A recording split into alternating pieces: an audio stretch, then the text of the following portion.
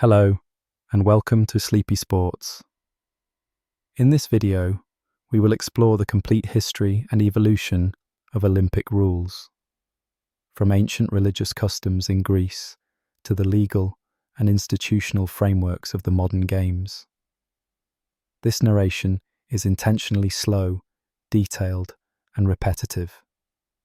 It is designed to help you relax, focus, or fall asleep. There will be no sudden sounds, no music, and no emotional tone. Only the steady voice of information. Now, please sit back, close your eyes if you like, and let the story of Olympic regulations begin. The ancient Olympic Games trace their origins to the sanctuary of Olympia in the western Peloponnese, a region in southern Greece that was home to one of the most important religious centers of the ancient world. According to historical tradition, the first recorded Olympic Games took place in 776 BCE, although it is widely believed that athletic competitions in the region date back even earlier. These early games were held in honor of Zeus, the chief deity in the Greek pantheon, and were part of a broader religious festival that included sacrifices, offerings, and rituals conducted at the great altar of Zeus. The primary purpose of the Games was religious in nature, and the sporting events themselves were seen as an expression of devotion to the gods. As such, the earliest rules of the Olympic Games were closely intertwined with religious customs and social codes, rather than being codified in a written legal form. Participation in the Games was restricted to free Greek men who were citizens of a recognized Greek polis. Slaves, foreigners, and women were explicitly excluded from competition, and in many cases, even from attendance. Women had their own separate festival called the Heraia, which honored the goddess Hera and featured foot races for young girls. Before being allowed to compete, athletes were required to swear an oath at the sanctuary of Zeus Horkios, the god of oaths. This ceremony took place in front of a statue of Zeus that stood within the Bouleuterion, or council house, of Olympia. Athletes pledged to train for 10 months prior to the Games and to abide by the rules and decisions of the officials. The oath was not merely symbolic. It held spiritual weight and was believed to invoke divine punishment in the event of dishonesty or misconduct. The competitions were overseen by a panel of judges known as the Hellenodikai, who were selected from the region of Elis and who underwent special training in order to carry out their responsibilities. These officials were tasked with enforcing rules, adjudicating disputes, and maintaining the sanctity of the Games. Their authority was absolute within the confines of the festival, and their decisions were final. Rules during this period were passed down orally and enforced through social expectation and religious reverence rather than through a codified legal system. One of the foundational principles of the Games was the concept of ekacheria, or the Olympic Truce, which required all participating city-states to suspend hostilities and allow safe passage for athletes and spectators to travel to and from Olympia. This truce was considered inviolable and was proclaimed throughout Greece in the months leading up to the festival. Violating the truce was considered an offense not only against the participants, but also against the gods themselves. Events in the earliest Olympic Games were few in number, beginning with a single foot race known as the Stadion, which was roughly 192 meters in length. Over time, other events were added, such as the Diaulos, a double stadion race, the Dolichos, a long-distance race, and the pentathlon, which combined 5 disciplines: running, jumping, discus throw, javelin throw, and wrestling. Each event had its own informal set of rules based on traditional practices. For instance, in wrestling, a contestant was declared the winner when he caused his opponent to touch the ground 3 times with his back, hip, or shoulder. In boxing, competitors were not divided into weight classes, and matches continued until one fighter conceded defeat or was incapacitated. Pankration, a brutal combination of boxing and wrestling, had only two main rules: no biting and no eye gouging. Violations of these rules were met with flogging by appointed officials, often in full view of the audience, as a means of deterrence. Uniformity in conduct was expected of all athletes, who competed in the nude as a symbol of equality and to emphasize the aesthetic ideals of the human form. Nudity was also a practical measure, eliminating the possibility of concealed weapons or performance-enhancing tools. Competitors were expected to adhere to the values of arete, meaning excellence or virtue, and to embody the ideals of discipline, honor, and physical perfection. Those who failed to live up to these expectations could be fined, disqualified, or shamed publicly. One of the most severe penalties was the erection of a bronze statue known as a zanes, funded by fines levied against cheating athletes. These statues were placed along the path leading into the stadium and were inscribed with the name of the offender, serving as a lasting reminder of their disgrace. Over time, as the games grew in size and scope, additional events and layers of regulation were introduced, but the core principles established during the first games remained influential for centuries. These principles included reverence for the gods, fair competition among equals, and the notion that sport was a form of moral and physical training rather than mere entertainment. The original rules of the ancient Olympics were thus not just technical guidelines, but reflections of deeply held cultural, spiritual, and philosophical values that shaped the character of Greek society and laid the foundation for the modern Olympic movement many centuries later. The Olympic Games in ancient Greece were far more than a series of athletic contests, and at the heart of this broader cultural and spiritual institution was the concept of the Sacred Truce, known as ekacheria.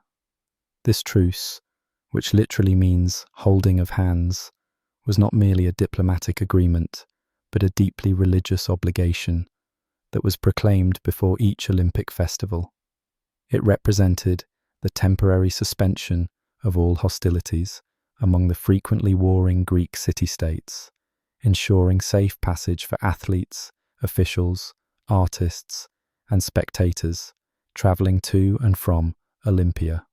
The truce was believed to have been first established in the 9th century BCE by three kings from the regions of Elis, Pisa, and Sparta. Together, they declared Olympia a neutral and sacred site, devoted to the gods and immune to the ongoing political and military conflicts that characterized the fragmented Greek world. The truce was announced by heralds called spondophoroi, who traveled throughout the Greek world to spread the official proclamation and invite participation in the upcoming games. Once the truce was in effect, any act of aggression or disruption of the peace was considered not only a violation of a civic agreement, but also a grave offense against the gods, particularly Zeus, who was the patron deity of the games. The penalty for violating the truce could be severe and included disqualification from the games, fines, and even ostracization of entire cities. Historical records recount instances where city-states like Sparta faced penalties for military actions that occurred during the truce, reinforcing the sacred character and high expectations of compliance. Beyond the suspension of war, the truce also extended to personal conduct and ethical behavior in and around Olympia. Participants were expected to demonstrate restraint, humility, and respect for the sacred space of the games. Olympia itself was more than a stadium. It was a sanctuary containing temples, altars, and shrines, the most prominent being the Temple of Zeus, which housed the famed statue of the god crafted by the sculptor Phidias, one of the 7 wonders of the ancient world. Within this space, rituals were conducted with great care, including animal sacrifices, ceremonial processions, and offerings to the gods.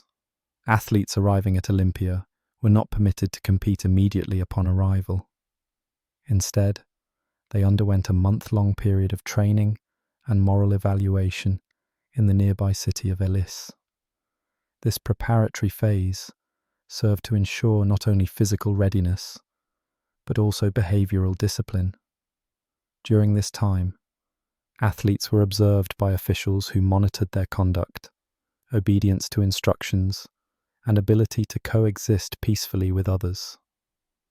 The games themselves were conducted with an emphasis on order, fairness, and honor. Spectators were expected to remain quiet and respectful during events, and any form of unruly behavior could result in removal from the venue or public censure. Bribery, cheating, or the use of performance-enhancing substances was not only against the rules, but also viewed as a form of sacrilege. Offenders could be fined and their names engraved on the bases of statues erected as warnings to others. These statues, called zanes, lined the entrance to the stadium and were funded by the fines collected from those who had brought disgrace upon the games. The sacred character of the Olympics created a setting in which virtue, religious devotion, and civic identity were inseparable. Success in the games brought glory not just to the individual athlete, but also to his home city-state, and victories were celebrated through processions, poetry, and monuments. However, the true ideal was not merely physical excellence, but moral integrity. Competing in the nude was a symbolic gesture that stripped away social rank and material wealth, placing all athletes on equal footing and reinforcing the ideals of equality and purity. Even the act of watching the games was considered a form of religious participation, a communal expression of shared values and reverence for tradition. Foreigners and barbarians were typically excluded not only because of political reasons, but also because they were not part of the shared religious and cultural framework that underpinned the festival. The Olympic truce and the ethical code surrounding the Games created a temporary vision of peace and unity that contrasted sharply with the everyday reality of conflict and division in the Greek world. It was a moment in which warfare was paused, rivalries were set aside, and the best of human potential was displayed in the service of something higher than personal gain. The Games served as a unifying force, reminding the people of Greece that despite their differences in dialect, customs, and political structures, they shared a common ancestry, a common religion, and a common respect for excellence. The power of the Sacred Truce lay not in military enforcement, but in cultural consensus and divine accountability. Its enduring legacy can still be felt today in the Olympic spirit of peaceful competition and international cooperation. Though modern interpretations of the Olympic Games differ in structure and belief, the ancient ideal of pausing conflict for the sake of unity continues to inspire. The Sacred Truce of Ekacheria remains one of the most remarkable examples of how sport, religion, and politics were interwoven in the fabric of ancient Greek society. The Sacred Truce not only guaranteed physical safety, but also elevated the Olympic Games beyond the realm of mere competition, embedding them within a broader framework of cultural diplomacy and moral expectation. The concept of ekacheria was revered not only for its practical value, but for its symbolic power. serving as a rare but potent moment of collective pause in a civilization often defined by interpolis rivalries and constant warfare. The ability of the truce to suspend aggression temporarily revealed the capacity of shared traditions and religious belief to override political division, even if only for a short duration. This temporary peace was not enforced through arms or treaties, but through the weight of tradition, the fear of divine punishment, and the deep respect for the sanctuary at Olympia. In this space, even the most bitter enemies were expected to walk side by side without conflict. This expectation extended to every aspect of the games, from the behavior of spectators to the demeanor of judges and athletes. It was not uncommon for athletes to pray or offer sacrifices before competing, not only for victory, but also for the wisdom and discipline to compete honorably. Each competition was not just a test of strength or speed, but a demonstration of moral character. The Greeks believed that physical excellence was inseparable from ethical conduct, and that only through the combination of both could one achieve true greatness. The truce also created an atmosphere in which education and philosophy flourished alongside athleticism. Poets, philosophers, and historians often accompanied delegations to Olympia, using the occasion to present their work to a large and diverse audience. In this way, the Games served as a kind of cultural summit, drawing together the best of what Greece had to offer in body, mind, and spirit. The conduct of all those present at Olympia was guided by unwritten codes of behavior that were understood and expected rather than explicitly enforced. These included honesty in competition, respect for fellow athletes, and humility in victory. Those who failed to uphold these ideals risked not only personal shame, but the dishonor of their entire city-state. For the Greeks, the Olympic Games were a mirror through which the moral health of society could be measured. Even kings and generals were subject to the rules of conduct, and historical anecdotes tell of powerful individuals who were publicly criticized or fined for infractions committed at the Games. This emphasis on ethical behavior reinforced the idea that no one was above the values represented by Olympia, and that participation in the Games was a privilege rather than a right. Athletes who failed to demonstrate proper conduct could be excluded from future competitions, a punishment considered more disgraceful than any financial penalty. For many, the opportunity to compete at Olympia was the pinnacle of life itself, and being banned was a loss of both status and honor. The Sacred Truce and the conduct it demanded were not static traditions, but evolving frameworks that adapted to the changing political and social dynamics of the Greek world. While the earliest games may have been local and modest in scale, the institution eventually grew to encompass athletes and spectators from across the Mediterranean, including colonies as far afield as North Africa, Asia Minor, and southern Italy. Maintaining the sanctity and integrity of the Games amid such growth required ongoing reinforcement of the truce and its associated expectations.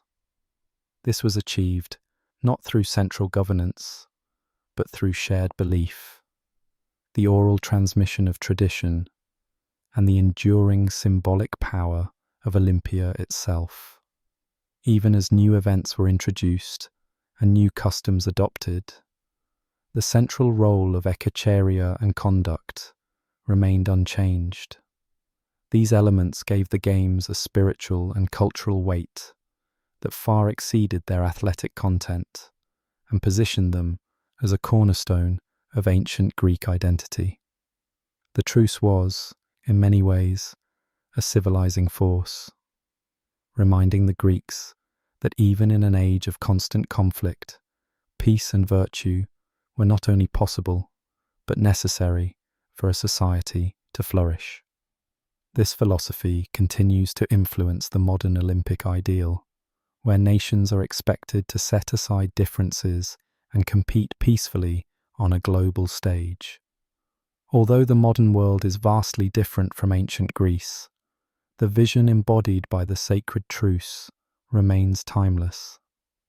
It reflects a hope that through shared values and collective rituals, even the most divided societies can find common ground. The Games at Olympia offered the ancient world a glimpse of unity, and that vision endures as one of the most profound legacies of the classical age.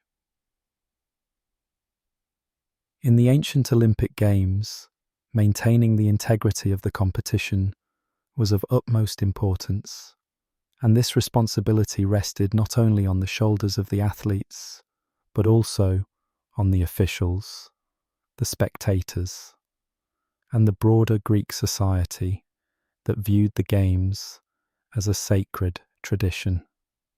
Any form of misconduct or violation of the accepted standards was seen not only as an offence against the rules of the sport, but also as an act of disrespect toward the gods, particularly Zeus, in whose honour the Games were held. The administration of justice during the Games was the duty of the Hellenodikai, a group of judges chosen from the region of Elis, who received extensive training before taking on their role. These judges were charged with enforcing discipline, evaluating performance, and imposing penalties when necessary. Their decisions were final and respected by all, not because of any written legal authority, but because of the deeply embedded cultural respect for the traditions of Olympia. Penalties in ancient times were primarily moral and symbolic, though they could also be financial and physical. The most severe and visible punishment was the erection of bronze statues called zanes, which were funded by the fines imposed on athletes who had violated the sacred rules of the Games. These statues, placed at the entrance to the stadium, bore inscriptions with the name of the offending athlete and a description of the violation, serving as a permanent reminder of shame and dishonour. The presence of these statues was meant to discourage future misconduct and remind all who entered the stadium that excellence without honour was meaningless. Cheating took many forms, including bribery, match fixing, and the use of underhanded techniques during competition. Athletes caught engaging in such behaviours were not only disqualified from the Games, but were often stripped of previous titles and barred from future participation. The judges were vigilant in their efforts to detect any form of unfair play, and the community played a role in reporting and condemning such acts. In a culture that revered virtue as much as victory, the loss of public respect was often a punishment more feared than any fine. Physical penalties were also employed, particularly for breaches of conduct during events. Athletes who disobeyed officials, fought outside of the rules, or failed to show proper respect could be flogged by designated assistants of the judges.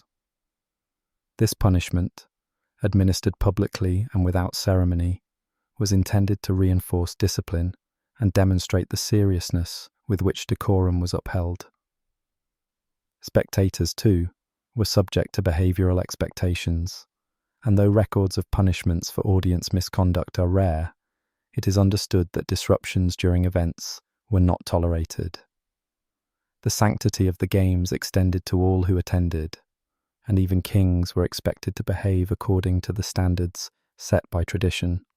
Another notable category of infraction involved false claims or misrepresentation during the oath-taking ceremony prior to the Games. Athletes who lied about their training or concealed disqualifying factors, such as citizenship or prior misconduct, were considered to have broken their oath before Zeus Horkios, the god of oaths. Such violations were seen as acts of impiety, and the penalties were severe, often involving both public shaming and expulsion from Olympia. In some instances, entire city-states were fined or barred from participation if they were found to have encouraged or supported infractions. The collective nature of Greek identity meant that the actions of an individual reflected on his polis, and thus, athletes carried the burden of representing not just themselves, but their entire community. The fear of disgrace extended even beyond the Games themselves. Athletes who had been penalized during the Olympics often returned home to social isolation or loss of status. Their names could be omitted from public records and their images removed from commemorative art.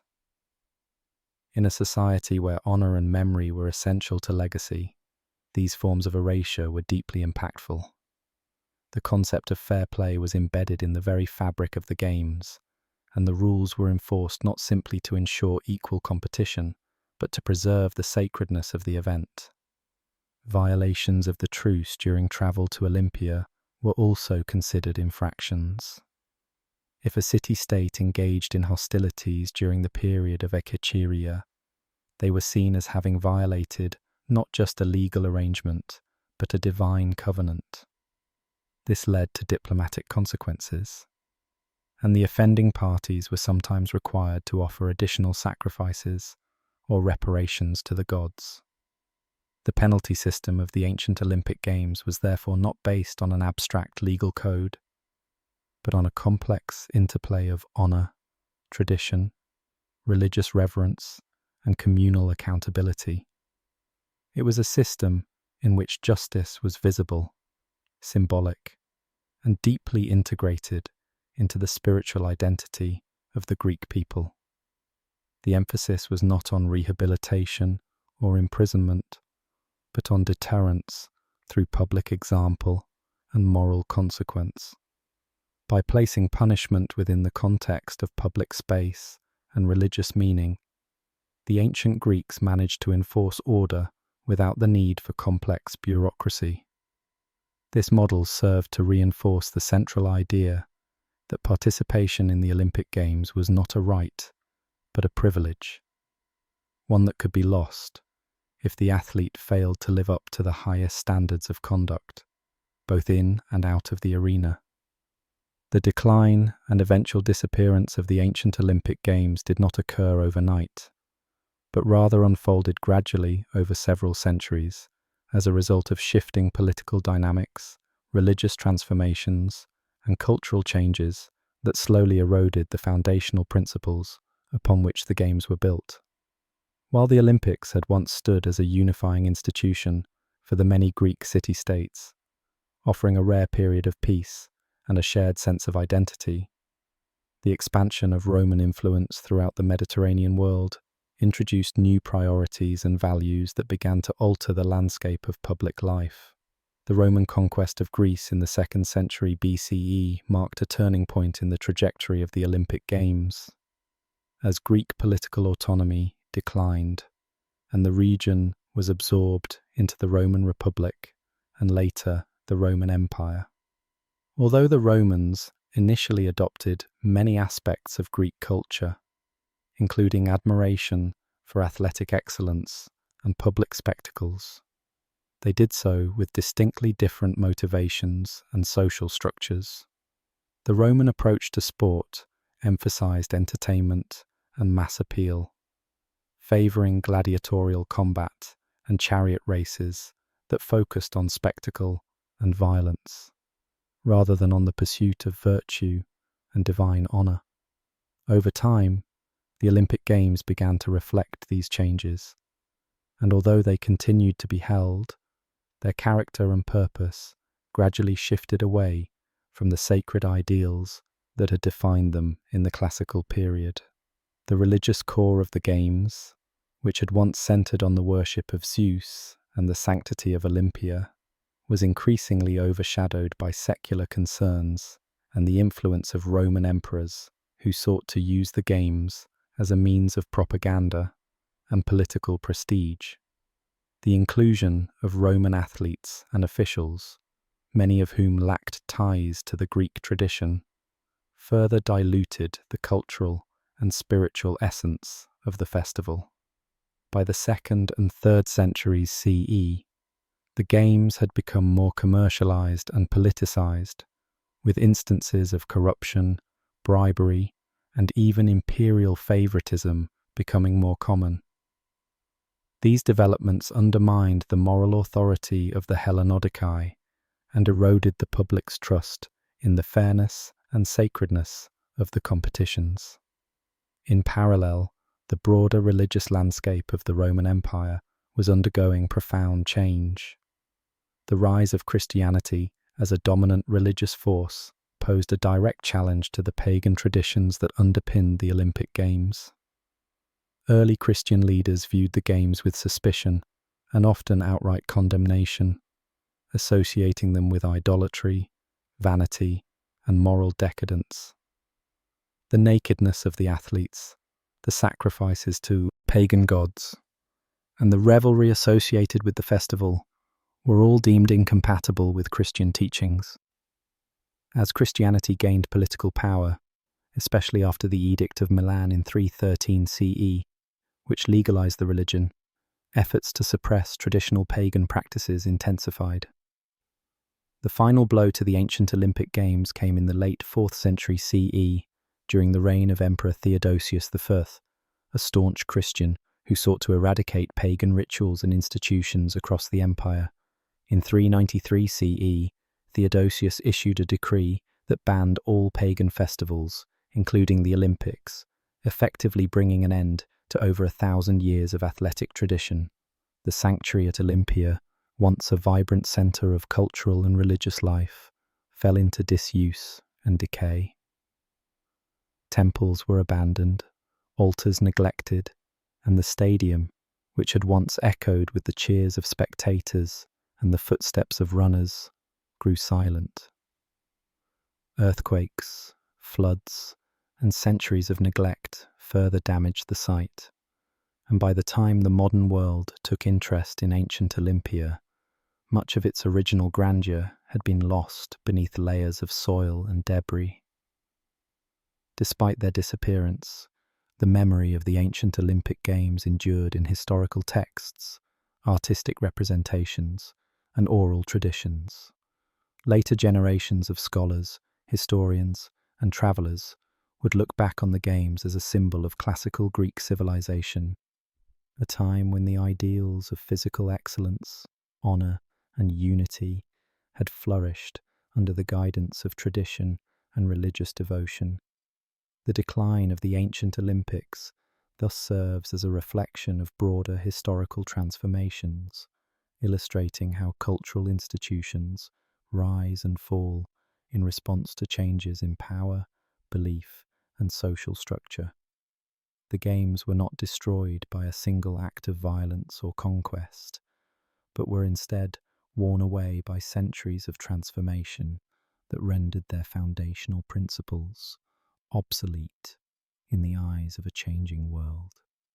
In their time, the Olympic Games had represented the highest aspirations of a civilization, combining athletic achievement with spiritual meaning and communal identity.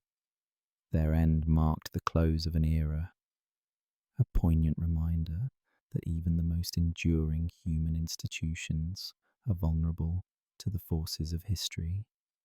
Yet their legacy would not be forgotten, and centuries later, a new generation would look to the past and find inspiration in the ruins of Olympia, sparking a revival that would once again bring nations together in peaceful competition, echoing the ancient call to honor, excellence, and unity. The revival of the Olympic Games in the 19th century was not a spontaneous occurrence, but rather the result of a deliberate and idealistic effort driven by individuals who believed that sport had the power to transform individuals and societies. At the heart of this revival stood a French educator and historian named Pierre de Coubertin, who became increasingly concerned with what he perceived as the moral and physical decline of French youth following the country's defeat in the Franco-Prussian War of 1870.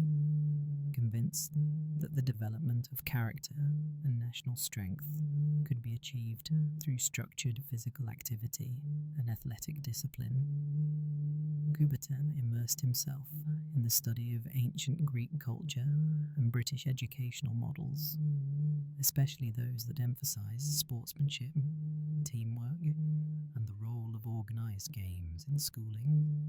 He believed that the ancient Olympic Games, with their emphasis on honor, excellence, and peaceful competition, offered a model that could be adapted to the modern world and serve as a global force for unity and moral development.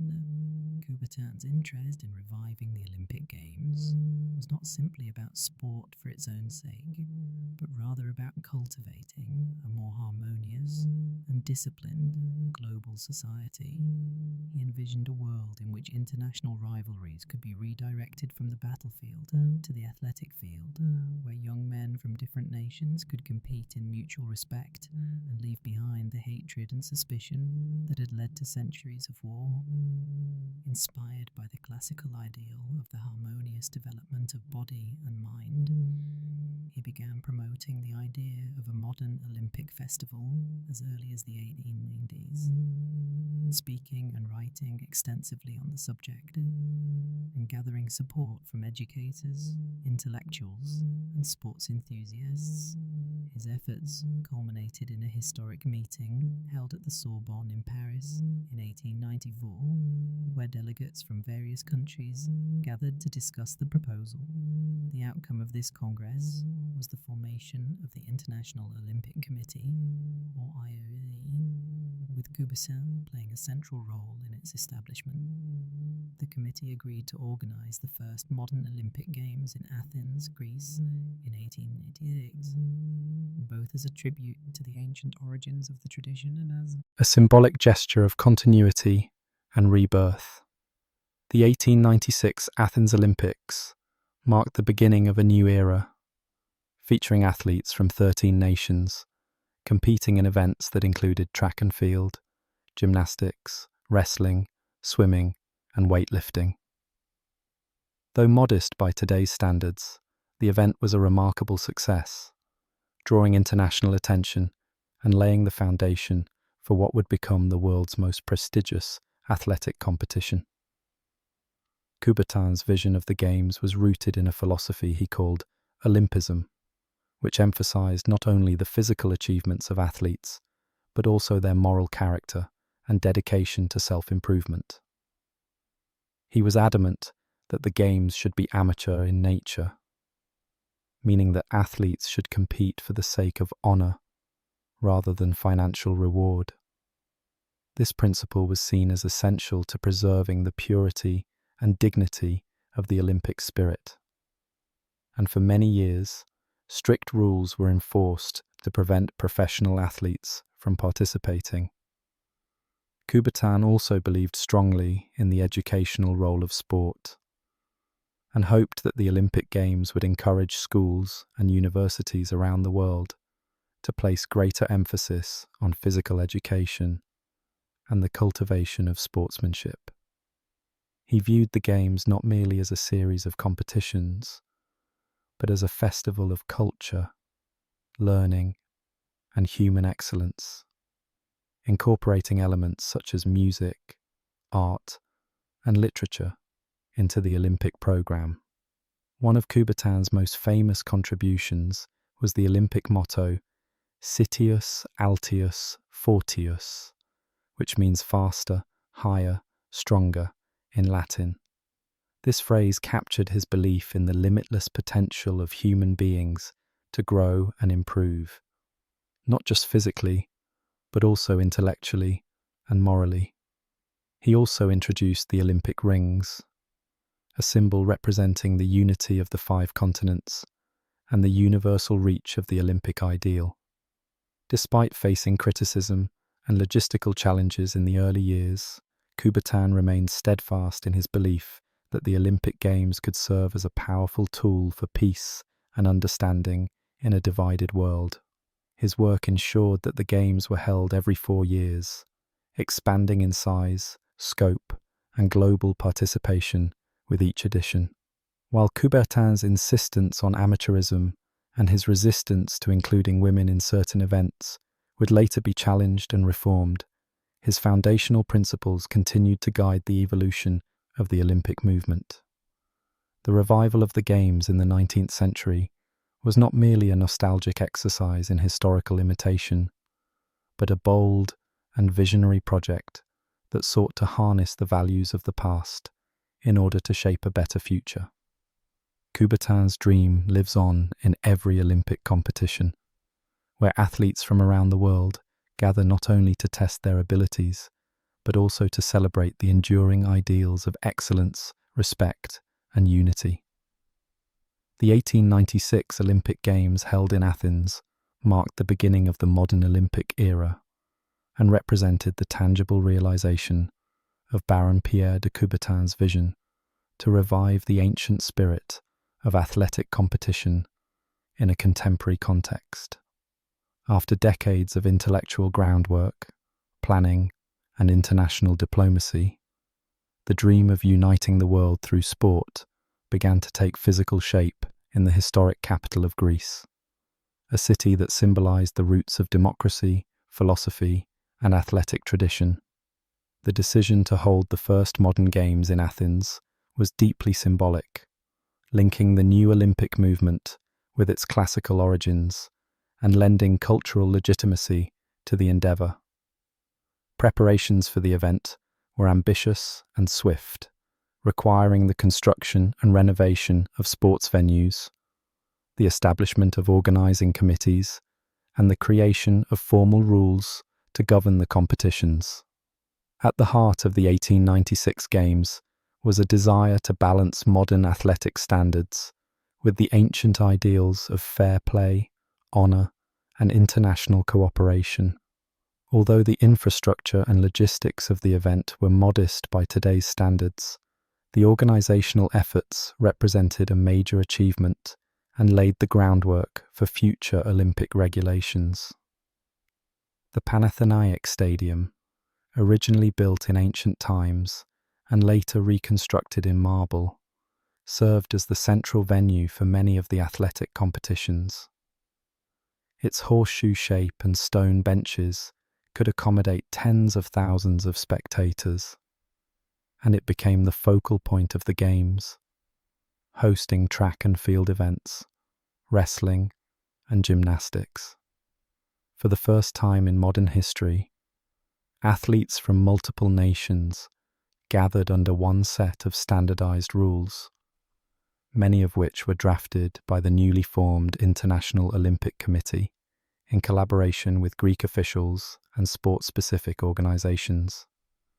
These rules addressed eligibility, event structure, measurement systems, scoring methods, and conduct guidelines, offering a unified framework that could be applied across national boundaries. One of the defining characteristics of the 1896 Games was the strict adherence to amateurism. Athletes were required to declare that they had never competed for money, and professionals were explicitly banned from participating. This regulation was enforced to preserve the integrity and purity of the competitions and to ensure that athletes competed for personal excellence and national pride rather than financial reward.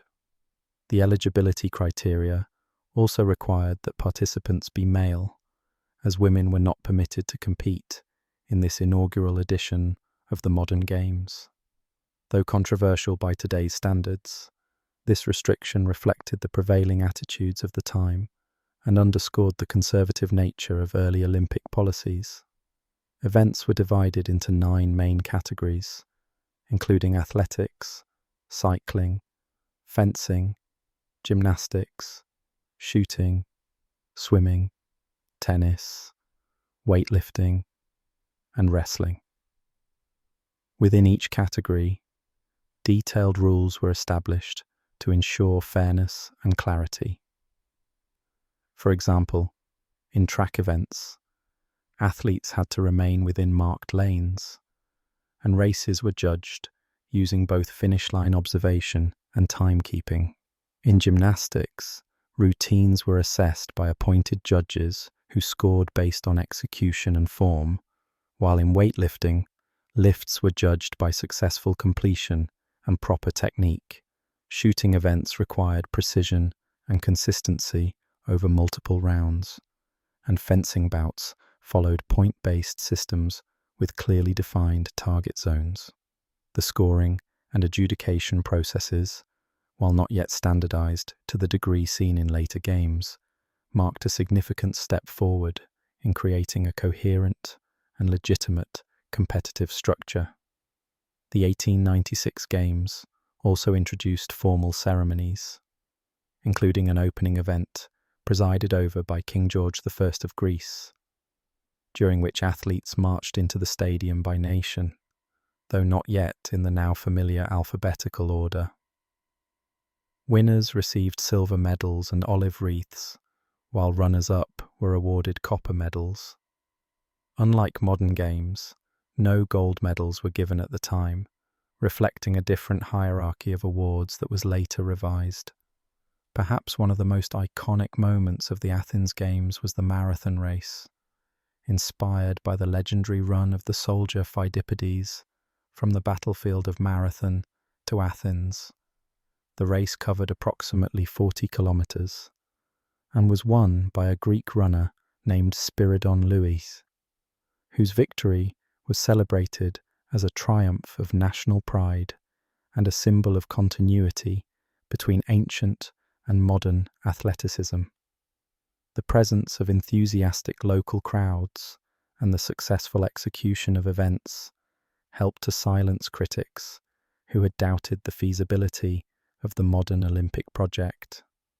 Despite occasional logistical issues, including weather-related delays and disputes over judging, the overall success of the Games affirmed the viability of an international athletic festival governed by common rules and shared values. The legacy of the 1896 Athens Olympics is not only in its historic significance, but also in the precedent it set for future games. It demonstrated that sport could serve as a bridge between cultures and that universal standards of conduct and competition were both achievable and desirable. The creation of a modern rulebook, albeit in its infancy, reflected the Olympic movement's commitment to transparency, equality, and excellence. These foundational principles would continue to evolve and expand in subsequent editions of the Games, but their roots can be traced directly to the work done in Athens in 1896. The Games thus marked not just a revival, but a reinvention, offering a modern framework through which the ancient ideals of athleticism, honor, and peace could be pursued in a new age. As the Olympic Games grew in popularity and international participation expanded, the need for standardized rules and regulations across sporting disciplines became increasingly clear, leading to the rise of international sport federations that would come to define the structure and governance of modern athletic competition. In the early years of the revived Olympics, events were organized by local committees and overseen by the International Olympic Committee, but the lack of uniform guidelines often resulted in inconsistencies, misunderstandings, and disputes over eligibility, scoring, and competition format. The early games had relied heavily on ad hoc arrangements, with host nations setting their own rules based on national traditions or previous local experiences, which often led to confusion when athletes from different countries with different understandings of the sport met in competition. This lack of cohesion threatened the credibility and fairness of the games and posed a significant obstacle to their continued growth. In response to these challenges, sports organizations began to form at the international level, dedicated to the regulation and promotion of specific disciplines. These federations were tasked with creating comprehensive rulebooks, certifying officials, and overseeing global competitions beyond the Olympic Games. Their work established clear and consistent frameworks that ensured every athlete, regardless of origin, competed under the same conditions. For example, the International Amateur Athletics Federation, now known as World Athletics, was founded in 1912 and became responsible for standardizing the rules of track and field, including timing methods, event formats, and equipment specifications. Similarly, the Fédération Internationale de Football Association, or FIFA, was established in 1904 to govern the rules of football worldwide, while the International Gymnastics Federation and the International Swimming Federation provided similar oversight for their respective sports. The establishment of these governing bodies marked a turning point in Olympic history, as sports that were once loosely organized began to follow strict procedural norms, making it possible to compare performances and maintain fairness on a global scale. This process of codification involved detailed attention to technical aspects, such as the length of a hurdle race, the permissible dimensions of a javelin, or the allowable swim strokes in a medley event. It also included broader structural considerations, such as qualification criteria, age limits, anti-doping policies, and dispute resolution procedures.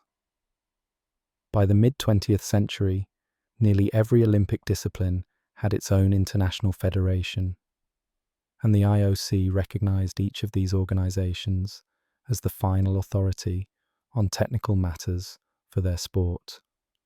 The collaboration between the IOC and the federations helped shape the Olympic program and determine which events would be included, how they would be conducted, and who would be eligible to participate. This system also enabled sports to evolve and modernize while remaining rooted in consistent principles. For example, innovations in technology such as electronic timing and video replay were introduced in accordance with federation guidelines, ensuring fairness while enhancing the accuracy of results. The federations also played a critical role in expanding the global reach of sport, organizing world championships and continental competitions that fostered athletic development in countries beyond the traditional powerhouses. As a result, athletes from a wider range of nations began to appear on Olympic podiums, reflecting the increasingly inclusive nature of the Games. The rise of federations also facilitated the enforcement of ethical standards, particularly in the area of doping control.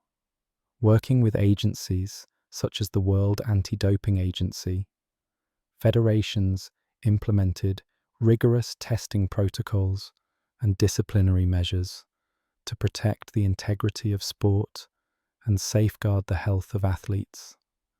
This framework of accountability helped to build public trust and preserve the values of clean competition.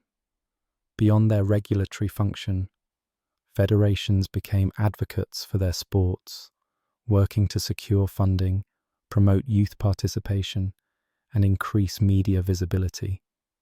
Their efforts contributed to the professionalization of many Olympic disciplines, elevating the standard of performance and transforming the Games into a showcase of the highest level of human athletic achievement.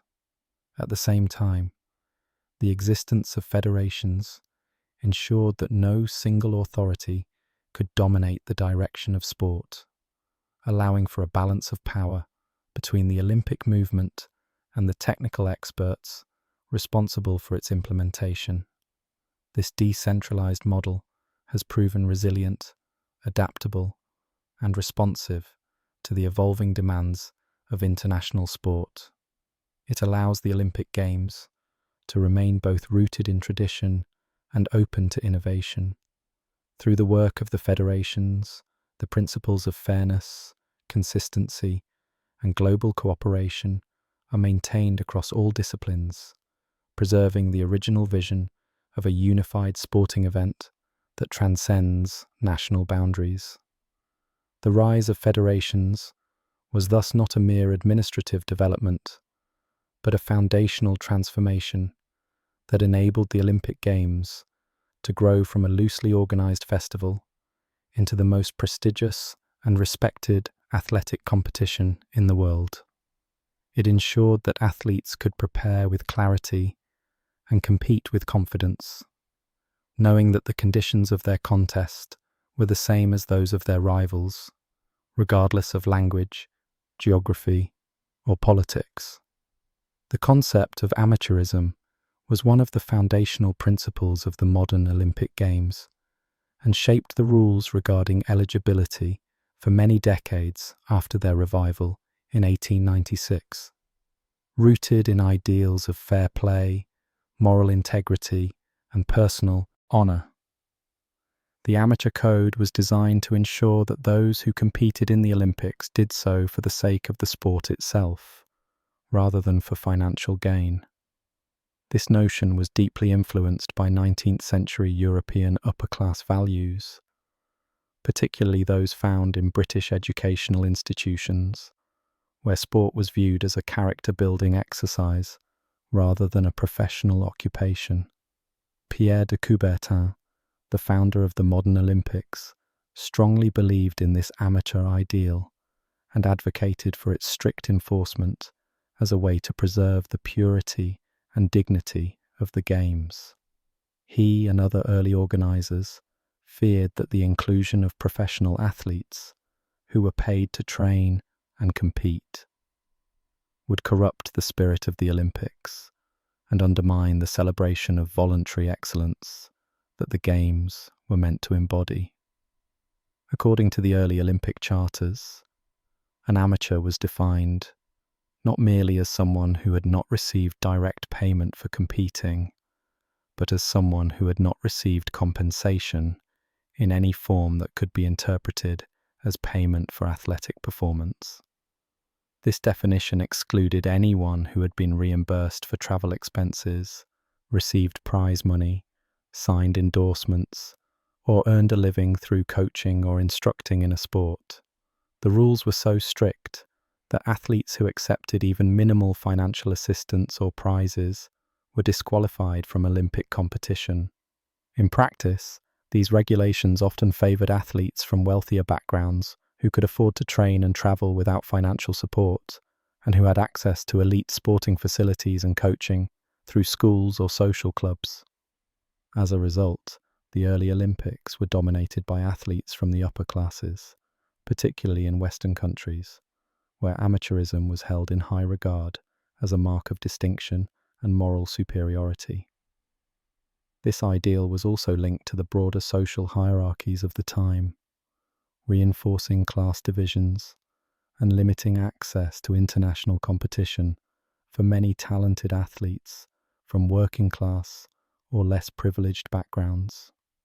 The amateur rules also had significant implications for athletes in state-sponsored sports systems, particularly during the Cold War era. In countries such as the Soviet Union and East Germany, athletes were officially classified as amateurs, but in reality were provided with state salaries, housing, and extensive training resources, effectively functioning as full-time professionals. This created a tension between the letter and spirit of amateurism, and led to ongoing controversies and accusations of hypocrisy. Western nations that adhered more strictly to the amateur code found themselves at a disadvantage when competing against athletes who were, in practice, professionals operating under the guise of amateur status. The strict eligibility rules also affected the participation of women in the Olympic Games.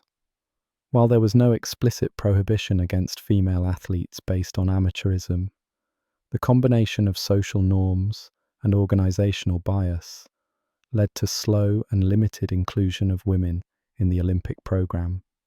Female athletes often faced additional scrutiny over their status and the appropriateness of their participation, particularly in sports deemed physically demanding or not traditionally associated with femininity. Over time, the rigid adherence to amateurism began to erode, as the realities of modern sport made it increasingly difficult to maintain the illusion that athletes were not financially supported in some form. The rising costs of training, equipment, and international travel made it clear that few athletes could compete at the highest level without external funding. In response to these pressures, the International Olympic Committee began to revise its policies, gradually relaxing the amateurism requirements throughout the latter half of the 20th century. By the 1980s and 1990s, the distinctions between amateurs and professionals had become largely symbolic, and athletes in most sports were permitted to earn money through sponsorships, endorsements, and professional contracts without jeopardizing their Olympic eligibility. The most symbolic turning point came with the participation of NBA basketball players, including the famous Dream Team, in the 1992 Barcelona Olympics, marking the official acceptance of professionalism in what had once been a bastion of amateur purity. Today, the Olympic Games no longer restrict athletes based on professional status, focusing instead on the principles of fairness, inclusivity, and excellence, regardless of financial background or career path. However, the legacy of amateurism still influences the structure and culture of many sports and continues to spark debate about what constitutes fair competition. Questions remain about the advantages held by athletes with greater financial resources, better access to training facilities, and support systems that allow full-time dedication to sport. The issue of eligibility has also expanded beyond amateur status to include topics such as nationality, dual citizenship, age limits, and gender identity, all of which have become central to contemporary Olympic debates. What remains consistent, however, is the Olympic commitment to upholding a level playing field and the pursuit of excellence through dedication and integrity. The evolution of amateurism reflects the broader transformation of the Olympic Games from a 19th century ideal rooted in social hierarchy to a global institution striving for inclusivity and modern relevance. The inclusion of women in the Olympic Games has been one of the most transformative and complex developments in the history of international sport, evolving over more than a century through persistent efforts, cultural shifts, and institutional reform. In the first modern Olympic Games held in Athens in 1896, women were completely excluded from participation, both as competitors and in many cases as spectators, reflecting the prevailing social attitudes of the time, which often regarded sport as incompatible with femininity and believed that physical exertion would endanger women's health and violate norms of modesty. Pierre de Coubertin, the founder of the modern games, was himself opposed to female participation and argued that the role of women should be to crown the male victors, rather than to compete themselves. Despite this resistance, the push for women's involvement began almost immediately and grew stronger with each successive edition of the Games. In 1900, just 4 years after the inaugural event, the Paris Olympics included female athletes for the first time. although only in a limited number of events such as tennis and golf, and even then only under specific conditions. Their presence was understated, their competitions received little publicity, and they were often treated as novelty acts rather than serious contenders. Nevertheless, their participation marked the beginning of a slow and often difficult path toward equality within the Olympic movement. Over the following decades, the number of events open to women gradually increased, but the expansion was cautious and frequently met with resistance from both the International Olympic Committee and the broader sporting community. Athletics and swimming were eventually added to the women's program, but only after years of lobbying and demonstration events that proved female athletes were capable of performing at high levels. Even as new events were introduced, they were often subject to restrictive rules and shorter distances compared to men's events, based on the belief that women lacked the endurance or strength to compete equally. In some sports, women were excluded entirely for most of the 20th century, including boxing, wrestling, and weightlifting, which were considered too violent or physically demanding. When female events were finally introduced in these sports, it was only after long campaigns by athletes, advocates, and federations who challenged outdated assumptions and called for fairer representation. The pace of progress varied widely by discipline and region, with some countries embracing female athletes more readily than others.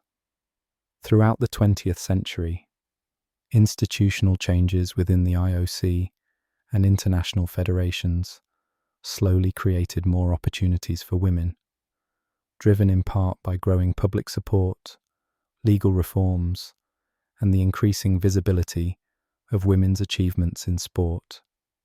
The introduction of Title IX legislation in the United States, which mandated gender equality in educational athletics, had a ripple effect globally and encouraged the development of female athletic programs that fed into the Olympic pipeline. The increase in female participation also brought about important changes in rules and judging standards, as governing bodies began to recognize the need for inclusive policies that respected the physical and psychological needs of female athletes. Clothing regulations, equipment specifications, and training protocols were adapted to be more accommodating, although not without controversy and ongoing debate. In recent decades, the Olympic Games have taken significant steps toward achieving gender parity, both in terms of participation and in the number of events available to men and women. The London 2012 Olympics marked the first time that every participating country included female athletes in its delegation, and it was also the first Games in which women competed in every sport on the programme. The Tokyo 2020 Games, held in 2021 due to the global pandemic, were hailed as the most gender-balanced Olympics in history, with nearly equal numbers of male and female athletes and a record number of mixed-gender events. In addition to expanding athletic opportunities, the IOC has also worked to include more women in leadership positions, coaching roles, and officiating assignments, recognizing that true gender equality extends beyond the field of play and into the decision-making structures that shape the Games. Despite this progress, challenges remain, including disparities in funding, media coverage, prize money, and sponsorship for female athletes compared to their male counterparts.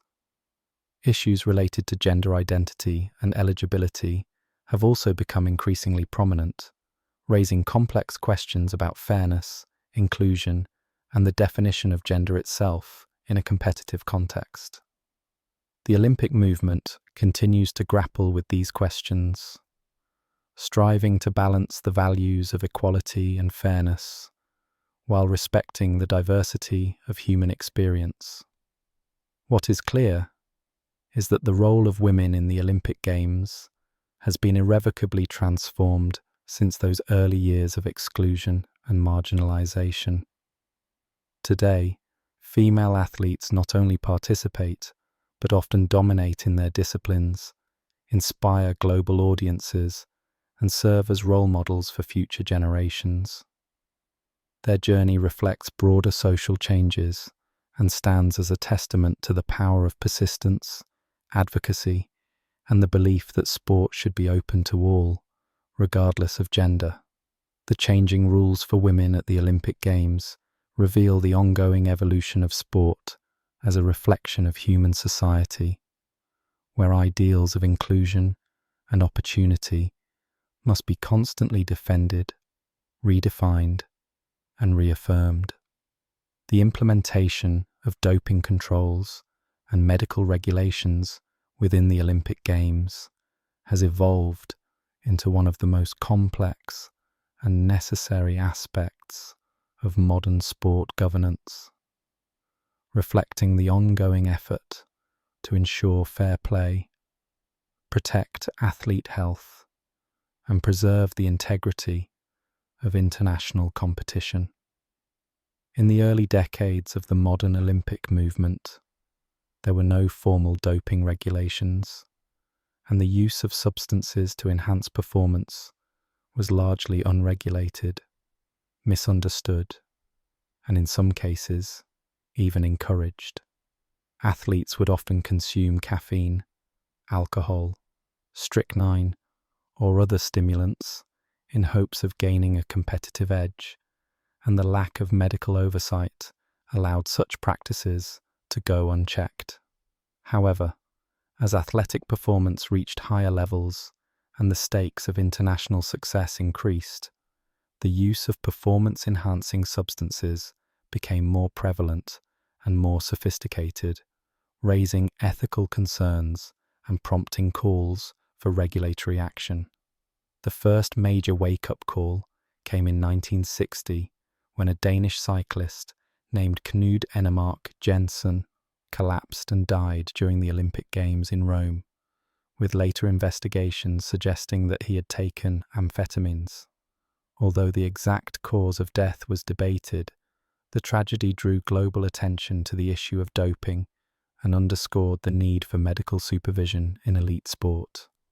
In response, the International Olympic Committee began developing formal policies to address drug use among athletes, establishing a medical commission in 1967, tasked with creating standards for testing and enforcement. The first drug tests were conducted during the 1968 Winter Games in Grenoble, and later at the Summer Games in Mexico City, focusing primarily on stimulants and narcotics. These initial tests were limited in scope and technological accuracy, but marked the beginning of an institutional commitment to clean sport. As scientific understanding advanced and new forms of doping emerged, including anabolic steroids, blood doping, and hormone manipulation, the IOC expanded its list of banned substances and began working more closely with international federations to implement year-round testing protocols. By the 1980s, anti-doping measures had become a routine part of Olympic preparation and competition, with athletes required to submit to random and targeted tests, both in and out of competition. The system of enforcement also evolved, introducing stricter penalties for violations including disqualification, stripping of medals, suspension, and in some cases, lifetime bans. In 1999, the global fight against doping took a major step forward with the creation of the World Anti-Doping Agency, an independent organization established through international cooperation and supported by governments and sporting bodies. WADA was tasked with developing the World Anti-Doping Code, a universal framework that standardized anti-doping rules across all sports and countries. This code introduced clear definitions of prohibited substances, established testing standards, outlined the rights and responsibilities of athletes, and created a unified system for sanctioning violations. Under WADA's leadership, the Olympic Games adopted more rigorous testing procedures, including the use of biological passports, which track long-term changes in an athlete's biological markers to detect the effects of doping, even when specific substances cannot be directly identified. The agency also invested heavily in education and prevention, promoting a culture of clean sport and encouraging athletes to make informed choices about health and performance. In addition to substance use, medical regulations at the Olympic level have expanded to include protocols for injury prevention, concussion management, hydration monitoring, and emergency response. Each Olympic Games now includes a dedicated team of medical professionals, ranging from sports physicians to physiotherapists to anti-doping officers, all working together to ensure that athletes receive proper care and that competitions are conducted in accordance with international medical standards. Athletes are also required to disclose any medications they are taking and may apply for therapeutic use exemptions when prescribed substances fall under the list of banned items. These exemptions are carefully reviewed and granted only when the treatment is deemed medically necessary and does not provide an unfair advantage. While the majority of athletes compete within the rules, doping scandals have continued to arise, most notably during the 2000s and 2010s, when systematic doping programs were uncovered in several nations, leading to widespread sanctions and policy overhauls. These incidents highlighted the challenges of enforcement in a world where scientific manipulation can often outpace regulation, and where political and institutional pressures can undermine transparency. Nonetheless, the Olympic movement has continued to prioritize clean sport as a core value, increasing the number of tests conducted at each Games, storing samples for up to 10 years for future reanalysis, and supporting whistleblower protection programs. The philosophy behind doping control is not merely punitive, but also educational, aiming to foster a sporting environment where success is earned through dedication, discipline, and ethical conduct, rather than chemical enhancement. As the science of anti-doping continues to evolve, the challenge remains to stay ahead of those who seek to subvert the rules while maintaining a system that is fair, transparent, and respectful of athlete rights. The balance between health, performance, and integrity is delicate, but it is one that lies at the heart of what the Olympic Games represent. Medical regulation, once a minor concern, is now a fundamental pillar of Olympic administration, ensuring not only that athletes compete on equal footing, but also that they do so with their long-term well-being in mind. Throughout the history of the modern Olympic Games, rule changes motivated by political and ethical considerations have played a critical role in shaping the character of the competition, reflecting broader societal values and the evolving moral expectations of the international community. While the Olympic Charter has long emphasized the apolitical nature of sport, the Games have never existed in isolation from the world in which they take place. And as global politics have shifted, so too have the regulations governing participation, conduct, and representation. One of the earliest and most significant instances of politically driven rule changes occurred in response to the events of the 1936 Berlin Olympics, which were used by the Nazi regime as a propaganda tool to promote ideologies of racial superiority. Although the Games went ahead with record participation and some symbolic acts of resistance, such as Jesse Owens's historic victories, the political manipulation of the event left a lasting impact on the Olympic movement and led to increased efforts to prevent host nations from exploiting the Games for ideological purposes. In the post-war era, the IOC introduced rules aimed at preserving neutrality and minimizing the influence of politics, including regulations about flags, national symbols, and the conduct of ceremonies. However, political tensions continued to affect the Games, especially during the Cold War, when the Olympics became a stage for rivalry between the Eastern and Western blocs. Rule changes during this period included decisions regarding the eligibility of athletes from divided nations, the handling of boycotts, and the acceptance of refugee delegations or independent athletes in cases where national Olympic committees were suspended or unrecognized. The Olympic movement was forced to navigate complex ethical terrain in response to apartheid in South Africa, leading to one of the most high-profile exclusions in Olympic history. In 1964, the IOC banned South Africa from the Games due to its refusal to renounce racially segregated sport, a suspension that would last until the fall of apartheid decades later.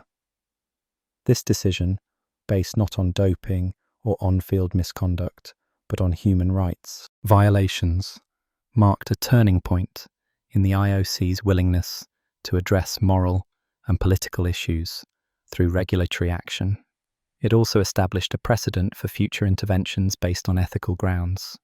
In more recent years, political and ethical considerations have led to further refinements in Olympic rules, particularly concerning the rights of athletes to express themselves during competition and ceremonies. The long-standing Rule 50 of the Olympic Charter, which prohibits political demonstrations on the field of play or medal podium, has been the subject of intense debate, with critics arguing that it suppresses athletes' freedom of expression, while supporters claim it protects the apolitical nature of the Games.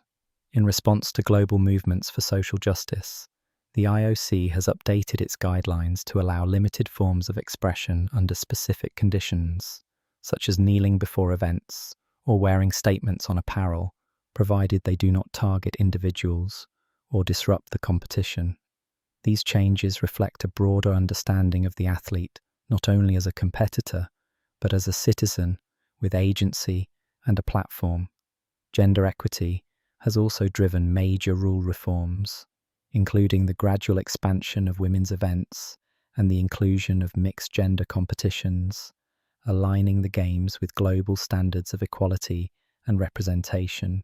Rules regarding nationality have evolved to address the growing number of athletes with dual citizenship, or those displaced by conflict or persecution.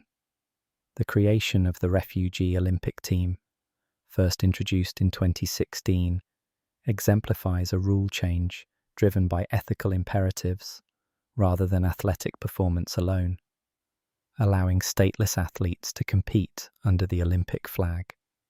Decisions surrounding the eligibility of transgender athletes and athletes with differences in sexual development have led to complex rule revisions that seek to balance fairness, inclusion, and scientific understanding. These issues remain under active review as the IOC consults with experts, athletes, and medical authorities to develop guidelines that are respectful, consistent, and evidence-based. Hosting rights have also come under ethical scrutiny, with new requirements introduced forbidding cities to demonstrate commitments to human rights, sustainability, and anti-corruption measures. This shift marks a growing recognition that the Olympic Games, as a global institution, bear responsibility not only for sporting excellence, but for setting a moral example. Rule changes have been used to suspend or ban entire national Olympic committees for systemic violations, such as widespread doping or governmental interference in sport. The Russian doping scandal, which led to the suspension of Russia's NOC and the creation of a neutral delegation for its athletes, stands as a recent example of how political and ethical infractions can lead to significant regulatory consequences. These decisions are often controversial, drawing criticism from some quarters while being praised by others. But they demonstrate the IOC's evolving role as both an organizer and a guardian of global sport ethics. The balance between preserving the universality of the Olympic Games and holding nations accountable to shared principles is delicate and often contested. But it underscores the unique position of the Games as more than just a sporting event. They are a mirror of international relations, a platform for diplomacy, and a symbol of global cooperation. The rule changes made in response to political and ethical concerns reveal the adaptability of the Olympic movement and its commitment to staying relevant in a rapidly changing world. As such, the Games continue to evolve not only through advances in athletic performance and technology, but through deliberate reflection on what it means to compete with honour, dignity, and respect for all. The modern Olympic Games are governed by a complex and highly structured regulatory framework designed to ensure consistency, fairness, and accountability in all aspects of competition, administration, and athlete conduct. And this system is anchored by two central institutions: the International Olympic Committee and the Court of Arbitration for Sport, both of which play distinct yet interconnected roles in upholding the integrity of the Olympic movement. The International Olympic Committee, commonly referred to as the IOC, serves as the supreme authority of the Olympic Games and is responsible for overseeing all elements of the Olympic Charter, which functions as the constitution of the Olympic movement. The IOC defines the mission and responsibilities of the Games, manages relationships with national Olympic committees and international federations, and makes decisions regarding the inclusion or exclusion of sports disciplines, host cities, and athlete eligibility. The organisation is headquartered in Lausanne, Switzerland, and is composed of members drawn from around the world, selected for their expertise and commitment to the ideals of Olympism. The IOC is also responsible for selecting the host city of each edition of the Games, a process governed by detailed rules concerning bidding transparency, environmental sustainability, and human rights. The IOC president currently serves as the most visible public representative of the movement, but the body itself operates through various commissions and working groups, tasked with specific areas such as ethics, medical issues, broadcasting, and athlete engagement. One of the most important components of the IOC's regulatory role involves the implementation and enforcement of the World Anti-Doping Code, developed in collaboration with the World Anti-Doping Agency, or WADA. The IOC also works closely with international sport federations, each of which governs a specific sport or discipline, and is responsible for setting and enforcing technical rules within their respective domains. These federations collaborate with the IOC to coordinate the rules of competition, qualification systems, and officiating standards at each Olympic Games, ensuring that every event is conducted under conditions that are consistent, fair, and in accordance with international norms. In addition to the IOC, another key institution in the Olympic regulatory landscape is the Court of Arbitration for Sport, known as CS. This independent body was established in 1984 to resolve legal disputes in the field of sport through binding arbitration and functions as the final authority in matters such as doping, appeals, eligibility, disputes, contractual issues, and allegations of misconduct. CAS is also based in Lausanne and operates under the jurisdiction of the International Council of Arbitration for Sport, which guarantees its independence and impartiality. The court maintains a panel of arbitrators with legal and sport-specific expertise, and its proceedings are conducted according to established legal principles, including the right to a fair hearing, the presumption of innocence, and the opportunity to present evidence. CAS decisions are recognized and enforced globally, and its role has become increasingly central in an era where the legal complexities of sport have grown in scale and consequence during the Olympic Games.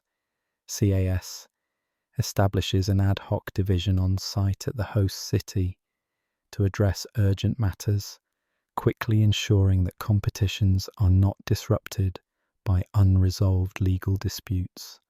The existence of CAS has provided the Olympic movement with a vital mechanism for legal resolution, allowing stakeholders to contest IOC or federation decisions in a neutral and expert forum, while helping to ensure transparency and legitimacy.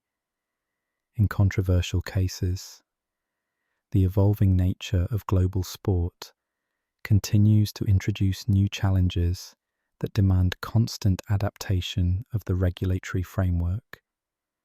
Technological innovation, for example, has required the development of new standards for equipment, measurement, officiating, and replay systems to ensure that advancements do not unfairly distort competition. Similarly, advances in biotechnology, including gene editing and synthetic enhancement, present potential, ethical, and regulatory dilemmas that the IOC and its partners must anticipate and address. The globalization of the Games has also increased the diversity of athlete backgrounds and competitive conditions, requiring more flexible and inclusive policies in areas such as nationality, eligibility, and cultural representation. Environmental concerns have prompted new regulations regarding the sustainability of Olympic venues and the carbon footprint of Games infrastructure. While the digital age has created a demand for revised rules concerning data privacy, athlete, image rights, and social media use. In recent years, the IOC has placed increased emphasis on athlete welfare, implementing protocols for mental health support, safeguarding against abuse, and protection against exploitation during the Games and throughout athletes' careers. The future of the Olympic regulatory system lies in its ability to remain both firm in its core values and responsive to the dynamic realities of global sport. This includes continuing to refine processes for host city selection to ensure accountability, promoting equity and inclusion across gender, geography, and socio-economic status, and preserving the Olympic spirit in an increasingly commercialized environment. The emergence of virtual sports and esports presents yet another area for regulatory innovation, as the IOC explores how new forms of competition can be integrated into the Olympic program, while respecting the traditions and values of the Games. The principle of universality will remain central, ensuring that the Olympic Games are accessible to athletes from all regions and backgrounds, and that no group is unfairly excluded due to politics, financial barriers, or systemic discrimination. To achieve these goals, collaboration will be key, and the IOC, along with CAS international federations, national committees, and independent advocacy groups, must continue to engage in dialogue and reform to uphold the credibility and relevance of the Olympic Games in the 21st century. And beyond, the regulatory framework that supports the Games is not static, but a living structure, constantly updated to reflect emerging issues and guided by the fundamental ideals of excellence, friendship, and respect that have defined the Olympic movement since its inception.